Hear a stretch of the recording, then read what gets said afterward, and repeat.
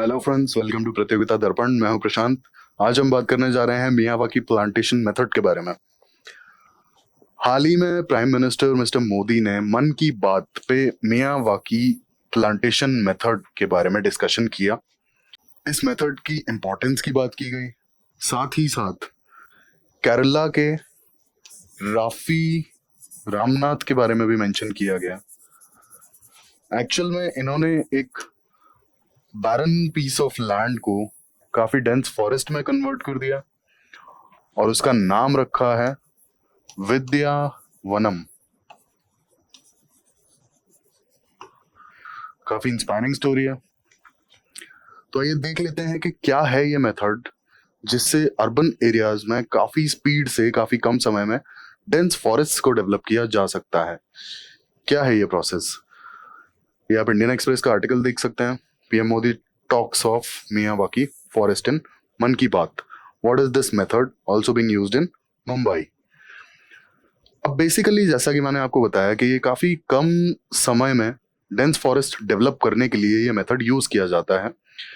Basically ये develop किया था जापानीज बॉटनिस्ट अकीरा मियावाकी ने। उन्हीं के नाम पे इसका नाम पड़ा हुआ है,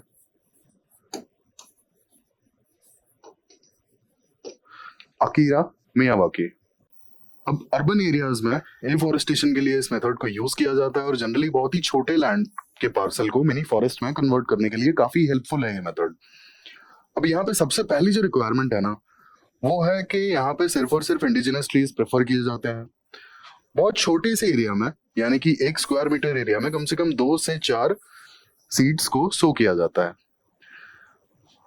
अब ये 1970s में डेवलप हुई थी, जैसा कि मैंने आपको बताया, और इससे ग्रीन कवर को बहुत इजीली डेंसिफाई किया जा सकता है क्योंकि बहुत ज्यादा डेंस फॉरेस्ट डेवलप होते हैं। अब इस मेथड से फॉरेस्ट डेवलपमेंट की एक बहुत खास बात है कि जो ट्रीज जैसे ही बड़े होते हैं ना, वो लगभग सेल्फ सस्टेनिंग हो जाते हैं और बहुत ही शॉर्ट ड्यूरेशन में काफी ज्यादा हाइट और लेंथ उनकी बढ़ जाती है ट्रीज की। अब प्रोसेस की अगर हम बात करें तो जैसा मैंने आपको बताया था कि इंडिजिनस ट्रीज प्रेफर किए जाते हैं और 4 लेयर्स में इन्हें डिवाइड किया जाता है: shrub, sub tree, tree and canopy. Quality of soil काफी ज्यादा इंपॉर्टेंट होती है। Reason being, quality of soil पे ही perforation capacity, water retention as well as nutrients, ये सारी चीजें डिपेंड करती हैं।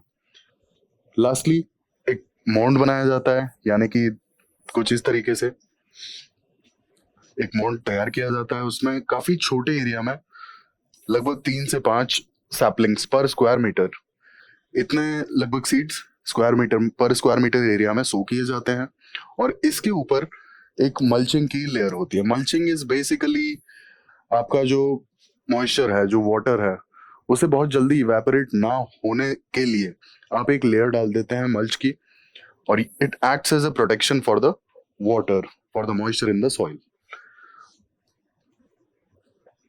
कुछ इस तरीके से काम करता है ये मेथड। आप बहुत ही छोटे एरिया में काफी ज्यादा सैपलिंग्स को लगा देते हैं। 3 से 4 सालों के बाद जैसे ही वो पेड़ थोड़े से बड़े हो जाते हैं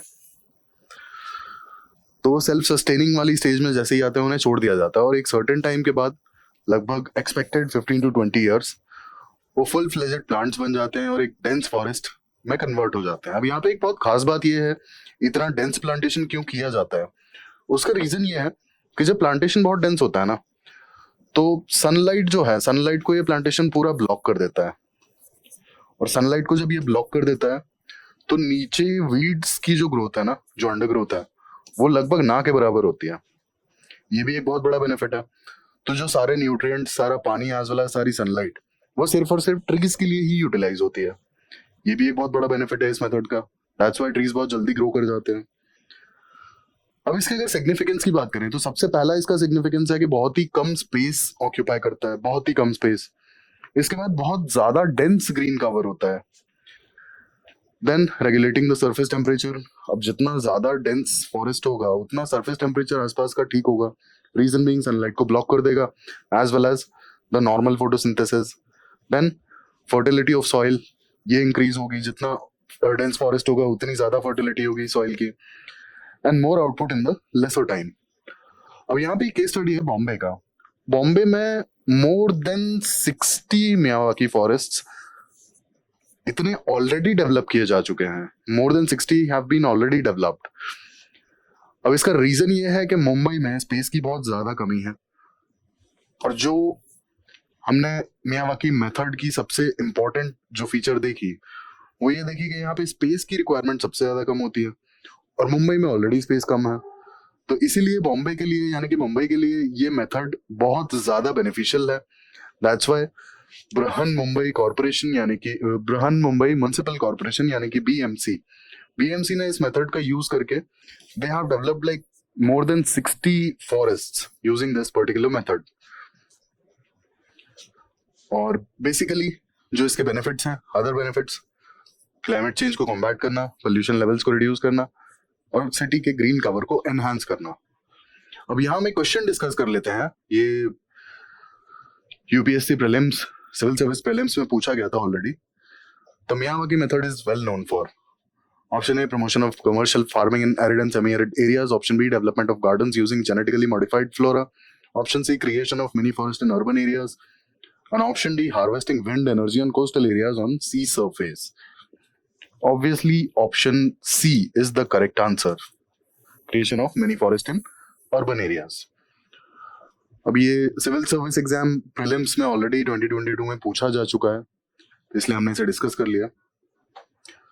तो ये हमने डिस्कस किया मियावाकी प्लांटेशन मेथड के बारे में और देखा उसके क्या क्या बेनिफिट्स हैं और क्या उसके फीचर्स हैं, कैसे बहुत छोटे से लैंड के पार्सल में काफी डेंस फॉरेस्ट उगाया जा सकता है, और हाल फिलहाल में बॉम्बे में काफी यूटिलाइज किया जा रहा है ये मेथड बीएमसी के द्वारा। ऐसे इंफॉर्मेटिव वीडियोस के लिए मेरे साथ जुड़े रहिए। Thank you, thanks for watching.